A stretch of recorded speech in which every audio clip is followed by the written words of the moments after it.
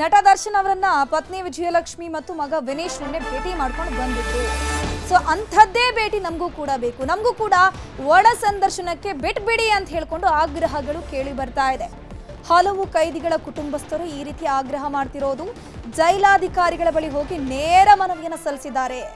ನಮಗೂ ಕೂಡ ಇದೇ ರೀತಿ ಒಳ ಸಂದರ್ಶನಕ್ಕೆ ಅವಕಾಶವನ್ನ ಕೊಟ್ಬಿಡಿ. ಕೆಲ ಕೈದಿಗಳಿಂದಲೂ ಖುದ್ದು ಜೈಲಾಧಿಕಾರಿಗಳಿಗೆ ಮನವಿಯನ್ನ ಸಲ್ಲಿಸಲಾಗಿದೆ. ಒಳ ಸಂದರ್ಶನದ ಮನವಿಗಳನ್ನು ನೋಡಿ ಜೈಲಾಧಿಕಾರಿಗಳೇ ಶಾಕ್ ಆಗ್ಬಿಟ್ಟಿದ್ದಾರೆ.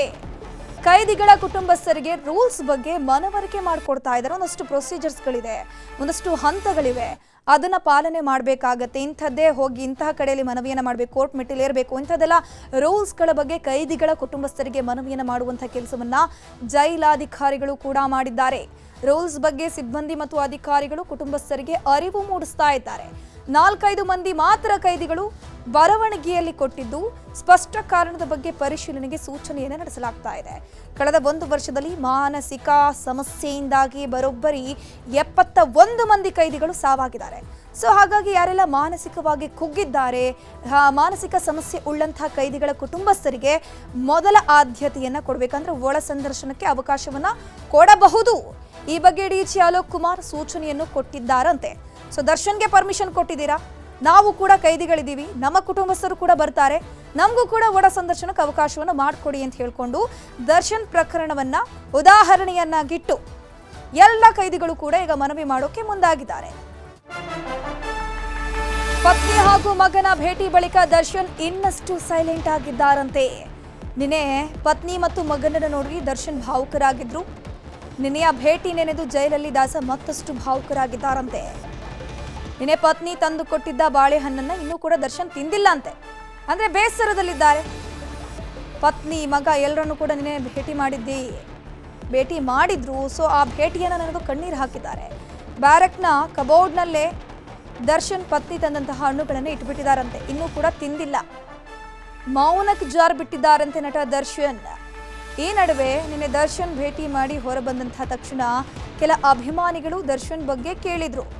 ಬೇಗ ಹೊರಗೆ ಬರ್ತಾರೆ ಅಂತ ಹೇಳಿಕೊಂಡು ಅಭಿಮಾನಿಗಳಿಗೆ ದರ್ಶನ್ ಪತ್ನಿ ವಿಜಯಲಕ್ಷ್ಮಿ ಹೇಳಿದ್ದಾರಂತೆ.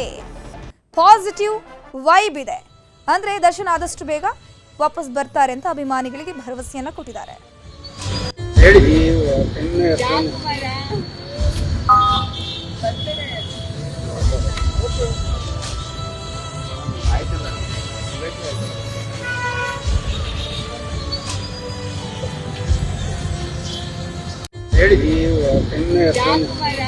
ಇದರ ಬಗ್ಗೆ ಹೆಚ್ಚಿನ ಮಾಹಿತಿ ನೀಡ್ತಾ ಹೋಗ್ತಾರೆ ನಮ್ಮ ಪ್ರತಿನಿಧಿ ಸತೀಶ್ ಕನಕಪುರ ನೇರ ಸಂಪರ್ಕದಲ್ಲಿ ಜಾಯಿನ್ ಆಗಿದ್ದಾರೆ. ಸತೀಶ್, ಈಗ ದರ್ಶನ್ ಪ್ರಕರಣವನ್ನ ಎಲ್ಲರೂ ಕೂಡ ಉದಾಹರಣೆಯಾಗಿ ಕೊಡ್ತಾ ಇದ್ದಾರೆ. ಈಗ ಕೈದಿಗಳಲ್ಲಿರುವಂತವರು ಕೂಡ ನಮಗೂ ಕೂಡ ಒಳ ಸಂದರ್ಶನಕ್ಕೆ ಪರ್ಮಿಷನ್ ಕೊಡಿ ಅಂತ ಹೇಳ್ತಾ ಇದ್ದಾರಂತೆ.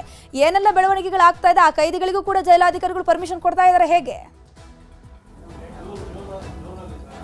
ಎಷ್ಟನುಶ್ರೀ, ಈಗ ಆಲ್ರೆಡಿ ಏನು ಒಂದು ವಿಶೇಷ ಮನವಿಯ ಮುಖಾಂತರ ದರ್ಶನ್ ಅವರ ಪತ್ನಿ ಮತ್ತು ಅವರ ಮಗನಿಗೆ ನಿನ್ನೆ ಅವರ ವಿವಾಹ ವಾರ್ಷಿಕೋತ್ಸವ ಇದ್ದ ಕಾರಣ ಜೈಲು ಅಧಿಕಾರಿಗಳು ಅವರಿಗೆ ಒಂದು ಒಳಗಡೆ ಹೋಗಿ ಅವರೊಂದು ಭೇಟಿಗೆ ಅವಕಾಶ ಕೊಟ್ಟಿದ್ದರು. ಈಗ ಆ ಭೇಟಿಯ ಹಿನ್ನೆಲೆಯಲ್ಲಿ ಅವರಿಗೂ ಒಂದು ಸಾಕಷ್ಟು ಬೇರೆ ಬೇರೆ ಎಂದು ಜೈಲಿನಲ್ಲಿ ಬೇರೆ ಬೇರೆ ಕೇಸ್ನಲ್ಲಿರುವಂಥ ಕೆಲವೊಂದು ಕೈದಿಗಳು ಕೂಡ ನಮಗೂ ಕೂಡ ಜೈಲಿನಲ್ಲಿ ಒಳಗಡೆ ಇರುವಂಥವರ ನಮ್ಮವ್ರನ್ನ ಭೇಟಿಗೆ ಒಂದು ಅವಕಾಶ ಮಾಡಿಕೊಡಿ ಅನ್ನುವಂಥ ನಿಟ್ಟಿನಲ್ಲಿ ಒಂದು ಮನವಿಯನ್ನು ಸಲ್ಲಿಸಿದ್ದಾರೆ ಅನ್ನುವಂಥ ವಿಚಾರ ಇದೆ. ಆದರೆ ಅದಕ್ಕೆ ಒಂದು ಅಷ್ಟು ಸೆಲೆಬ್ರಿಟಿಗಳಿಗೆ ಕಾಮನ್ ಆಗಲಿ ಅಥವಾ ರಾಜಕಾರಣಿಗೆ ಅವರಿಗೆ ಆದಂಥ ಒಂದಷ್ಟು ರೂಲ್ಸ್ಗಳಿದೆ. ಆ ಒಂದು ರೂಲ್ಸ್ಗಳನ್ನು ಸದ್ಯಕ್ಕೆ ಈಗ ಅಧಿಕಾರಿಗಳು ಯಾರ್ಯಾರು ಅವರಿಗೆ ಒಂದು ಮನವಿಯನ್ನು ಸಲ್ಲಿಸಿದ್ದಾರೆ ಅವರಿಗೆ ಒಂದು ಮನವರಿಕೆ ಕೊಡುವಂಥ ಒಂದು ಕೆಲಸವನ್ನು ಮಾಡ್ತಿದ್ದಾರೆ. ಇದರ ನಡುವೆ ಈಗ ಆಲ್ರೆಡಿ ಕೂಡ ದರ್ಶನ್ ಪತ್ನಿ ಕೂಡ ನೆನ್ನೆ ಹೋಗಿ ಬಂದ ನಂತರ ದರ್ಶನ್ ಭೇಟಿಯ ನಂತರ ಅವರು ಕೂಡ ಮಾರ್ಗ ಮಧ್ಯದಲ್ಲಿ ಅಭಿಮಾನಿಗಳನ್ನು ಭೇಟಿ ಮಾಡಿದ್ದಾರೆ. ಆ ಒಂದು ಸಂದರ್ಭದಲ್ಲಿ ಕೂಡ ಅಭಿಮಾನಿಗಳು ಮತ್ತೆ ದರ್ಶನ್ ಜೈಲಿನಿಂದ ಹೊರಗಡೆ ಬರೋದಿಲ್ವಾ, ಅಣ್ಣ ಬರೋದಿಲ್ವಾ ಅನ್ನುವಂಥ ನಿಟ್ಟಿನಲ್ಲಿ ದರ್ಶನ್ ಪತ್ನಿಯನ್ನು ಕೇಳಿದಂಥ ಸಂದರ್ಭದಲ್ಲಿ ಅವರು ಕೂಡ ಅಭಿಮಾನಿಗಳಿಗೆ ಒಂದು ಧೈರ್ಯ ತುಂಬುವಂಥ ಒಂದು ಕೆಲಸವನ್ನು ಮಾಡಿದ್ದಾರೆ.